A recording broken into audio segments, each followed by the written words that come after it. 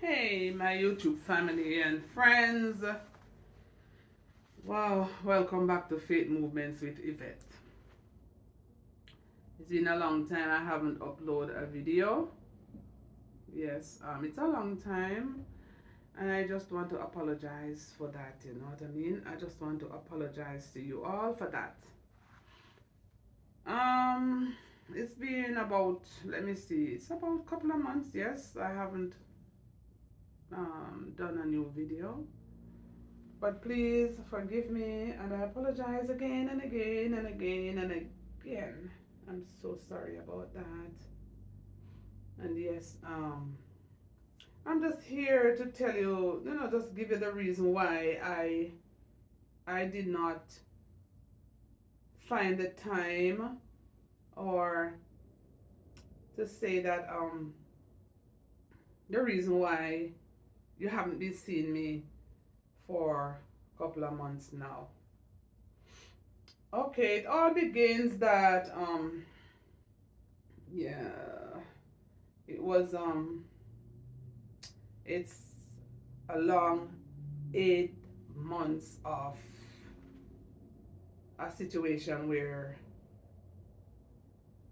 um my husband was very, very ill, and he was admitted in hospital.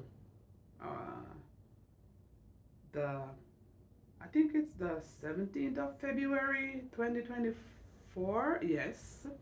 Yes, when the 17th of February 2024. I don't know how many of you remember when the movie Bob Marley movie came out in the theater, and we took him there to, because he was so ill inside the house here every day. He's not going anywhere. All he would go to is just his appointments, like his appointments for the hospital and all of that, where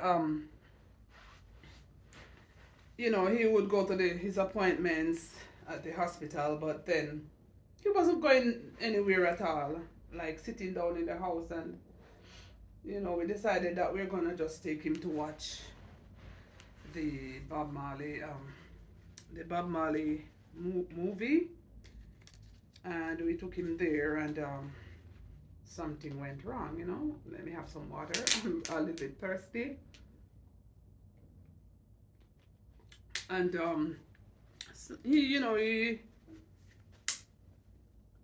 I don't know how to put it, but he hurt himself in the theater.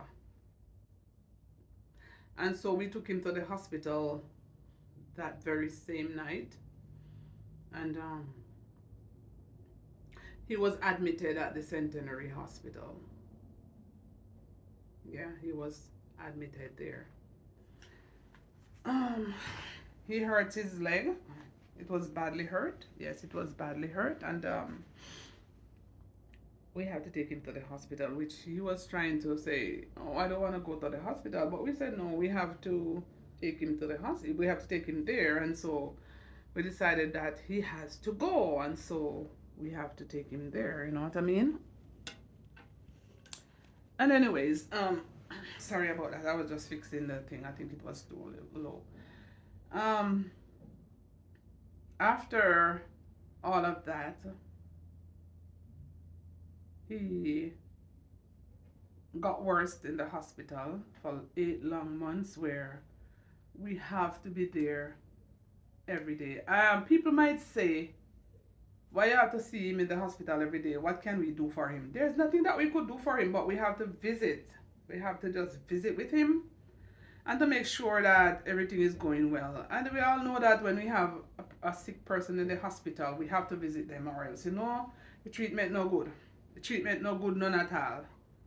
But for Centenary, they treated him well. He was treated like a king in that hospital. But Raymond was there in the hospital for so many months. As we say, we lived on the road. We would be like, my son Craig would go to work every day, and then after work, he just have to visit his dad in the hospital. And sometimes he's so tired. And I would say to him, "Craig, just take a break and don't bother go visit your dad today. I will go. And he would say, no, ma'am, I have to go and visit my dad. Anyways, we were on the road every day to the hospital.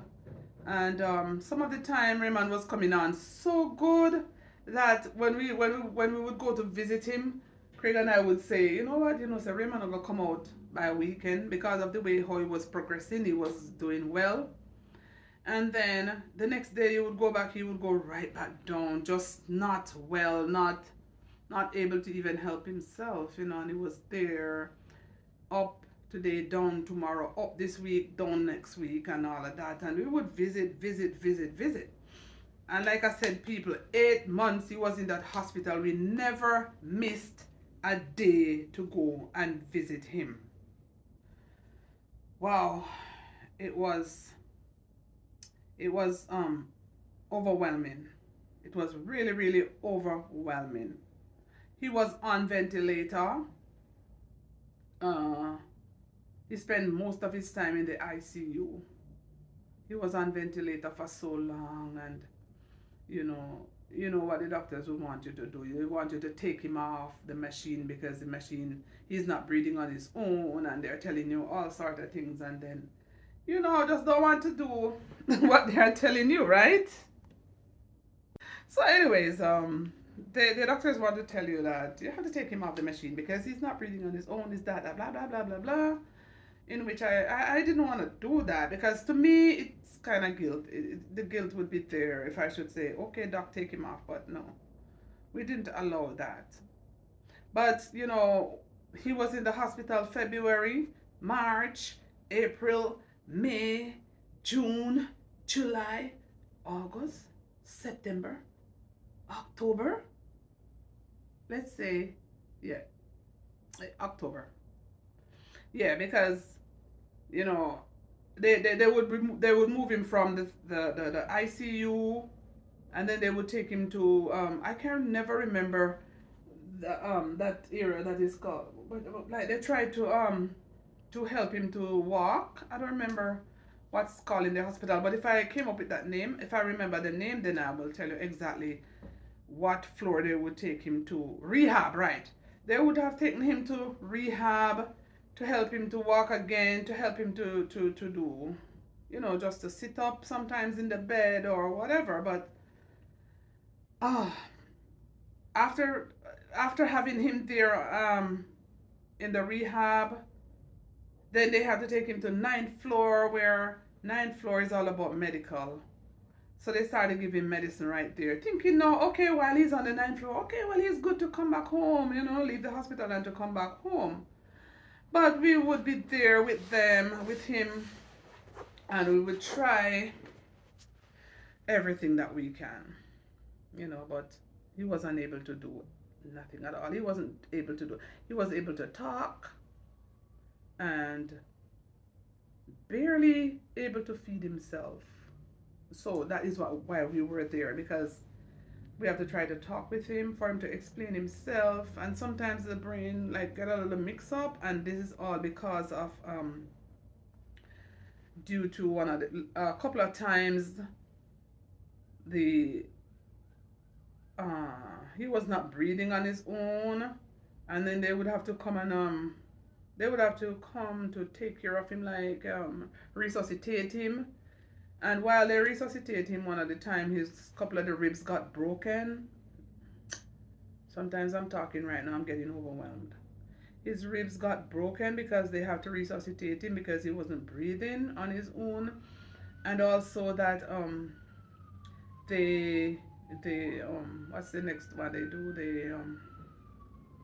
They would do a lot of things just to bring him back around because, as I say, he wasn't breathing. So which means that the oxygen has been locked off from his brain, which means since the first time the oxygen locked off from his brain, then he started to not remembering anything, and a lot of things started to happen.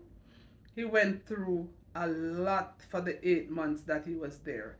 So fast forward, when he was in the ICU for the first time, he was like there on the ventilator for weeks.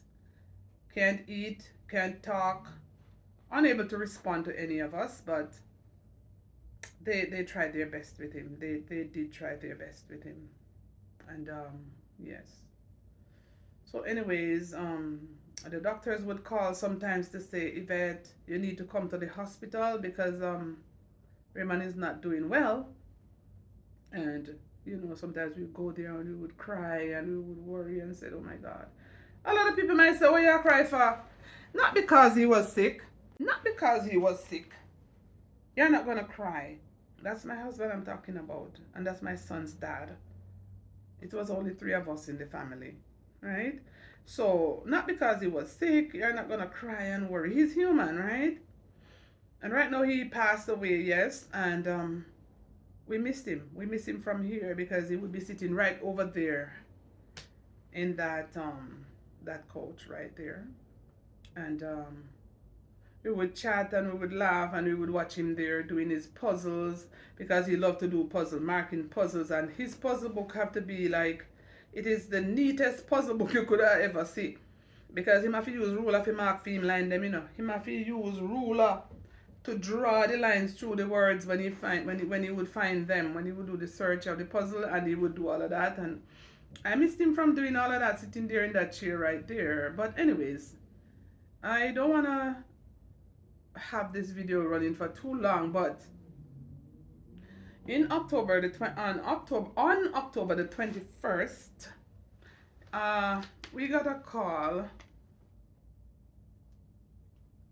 We got a call from the hospital saying that Raymond passed away at 6:25 a.m. Can you imagine how we felt that morning? How we felt that morning. After going there for 8 long months to see him, they just call us and say, oh, he passed away at 6:25 a.m. No, I got out of my bed, and my son and I was here, and we just met in the passage area around here. And I said, did you hear what they called from the hospital to say? And she said, yes, Mom, I heard everything. And we hugged each other. We just hugged, and tears started to flow, but we wasn't crying out loudly. But the tears started to flow. Then we said, okay, let's get dressed and let's go to the hospital to just see what's going on. All right. When we got to the hospital, we saw him there lying down on the bed. On the bed, he was dead. He was dead. He passed away. Wow. After speaking to the doctors, I said, what could have happened? What happened? Oh, he went into a cardiac arrest on the 9th floor, and the oxygen wasn't going to his brain, and it causes him to have he went into a cardiac arrest, and the brain shut down, and the length of time he was there not breathing was 6 minutes. That's what they told me. So I mean, before that though, he was like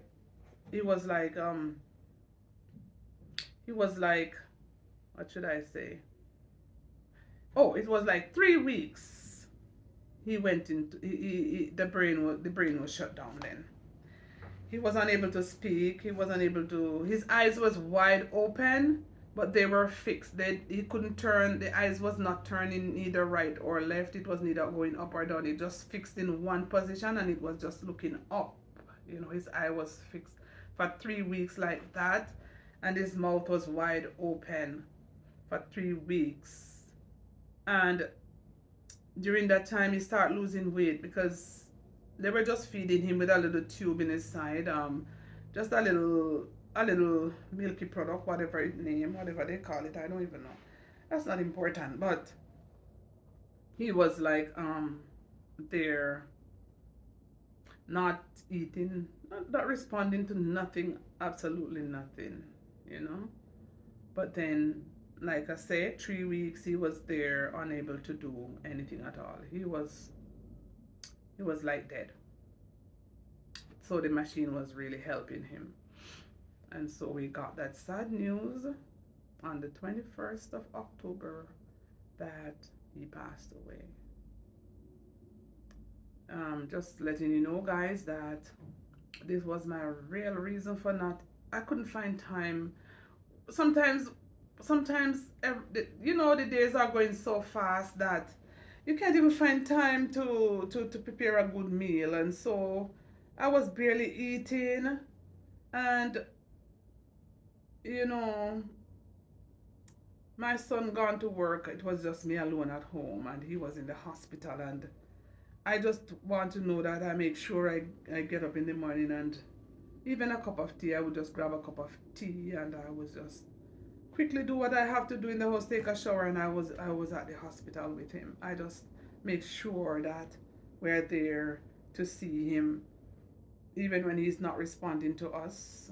He doesn't even know us, but we're still there, you know. That's what a good heart person would do. A good heart wife, a good heart husband, a good heart son, a daughter with a good heart, family members with good heart. That is what they would do. They would put the effort out to just go and visit. Would just go visit. You understand what I'm saying? And this is what really happened. And sometimes, as I say, we barely eat, but we live on the road back and forth every single day. And this is one of the main reason why I just couldn't find the time. I just couldn't have the courage. I didn't have the energy to even to sit down and to make a video. And so anyways, after that, now what we have to do, we the other thing started. There's another thing that happens is after his death. What let me ask you something, people. What make when somebody dead? At the time that we have so much sitting to do. Mighty God of Daniel. Why we have to have so much things to do? This is no joke, man. Colors see me today and say no joke. This is no joke. This was no joke. Because when a person dead, that's the time everybody, government are going to say this, government, you have to do this, you have to do that, you have to do this, you have to do that. Mighty God, when the person was alive, how much help did they get from government or anything? In which, I always say the same thing there. We're not looking nothing from government, but in the same time, I'm saying, you got to do all the paperwork. You got to know what killed him. When did he die? Where did he die?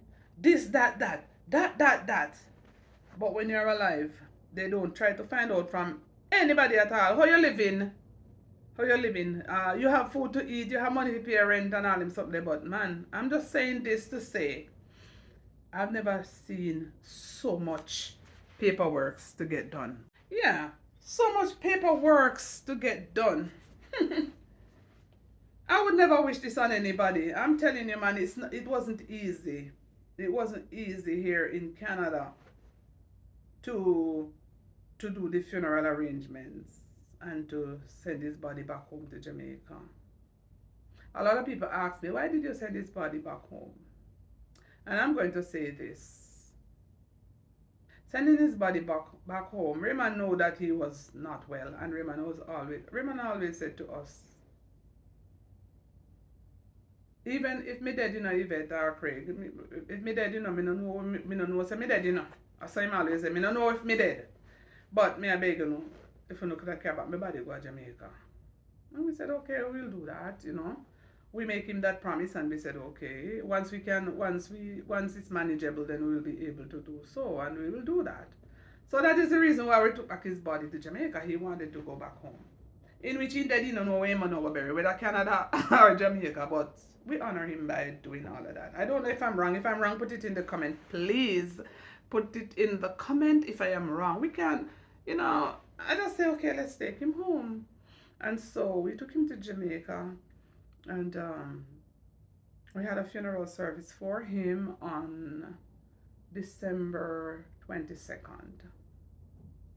Yes, December 22nd, he was buried. He was laid to rest. And It's so sad. Even while I was in Jamaica, another government thing again. You got to go for people to come and check the land that it will be buried on. You got to go find JP to write letter. You got to go find all kind of something. You got to do this. You got to pay. Go to the tax office. You got to pay $10,000 for them to just come and look at the spot. Mighty God, $10,000 for somebody to come and look at the spot to bury a dead. Why couldn't it be for free? Or let's say $1,000 or $2,000 or $10,000. People may looking at camera and telling you $10,000 just for them to come and tell you, oh, the spot is okay to bury the dead, or it is not okay. I don't know. That is why I said, when you're alive, nobody no care about you, but when you're dead, you have to run up and down like you're mad. That's where I live on the road again in Jamaica. I live on the road of Jamaica again to get things sorted out for this funeral. But you know what I'm happy about? God has given Craig and God has given Yvette the strength to push through and to get this thing over and done with. And that is why, you know, in life, we got to take care of ourselves. We got to take care of one another. We can't just behave as if me don't know. Me don't know what to say, but only God knows. Only God knows. But I am so thankful that Craig and I have done our best. We have done our best to take care of Raymond and to see Raymond go well. You know, take care of him. We will go to the hospital every day. We have to take care of his fingernails. Craig would do his, you know, his little barber work. Craig would cut his hair and he would shave him up because, okay, I'm going to show you one picture on the wall. I'm going to show you a picture on the wall with him. Okay, so that's him right there. That's him. And that is how Raymond loved his beard, right? And Craig would have to go to the hospital. Craig would have to go to the hospital ever so often to take care of those beards for him because that's what he likes. He liked them like that. And so I would have to go take care of his fingernails, make sure his body is body is clean. He cannot move and we can't move him, but we have to clean as, you know, where we can reach on his body, his neck, his ears, you know, wherever we can reach on him. And then Craig would do the shaving up of his beard and cut his hair and all of that, right? And I'm so thankful for such a son like that who really stand up for his dad, you know, and all of that. So my people, you know, it's sad to lose a loved one, but it's okay. It's okay. I am so proud that he gave his life to the Lord about 5 years ago or more. Yes, he decided to give his life to the Lord, and that's a big plus. A big plus. I'm so happy that he did that, you know. But as I say, this was the real reason why Yvette couldn't find time to do a video and to speak with you. So you enjoy the rest of your day, and it's all over and done, and may his soul rest in peace. Sleep in peace, Raymond. We all love you, and you know that. You know that, you know? It's not everybody might think married life is perfect. And everybody, me never see nobody where nobody life is perfect. No, sir, me never see that. So he's right there on the wall in that picture frame. This is one of my favorite picture. I really do love this picture. And thanks to the person who framed it and gave it to me. So I have it here on my wall in my apartment. All right, people, so big up yourself and may God continue to bless you, and feel free to write whatever you want to put into the comment. Feel free to write and let me know what you think about me staying away from you so long. Have a blessed day, my family. Love you, but God loves you more. Have an awesome day. I should have said Happy New Year. I almost forget to say Happy New Year. Happy New Year. But my New Year is not happy, but I'm just trying my best. I'm just putting my best outside. All right? God bless. And you'll see me soon again. All right? Thank you. Bye-bye.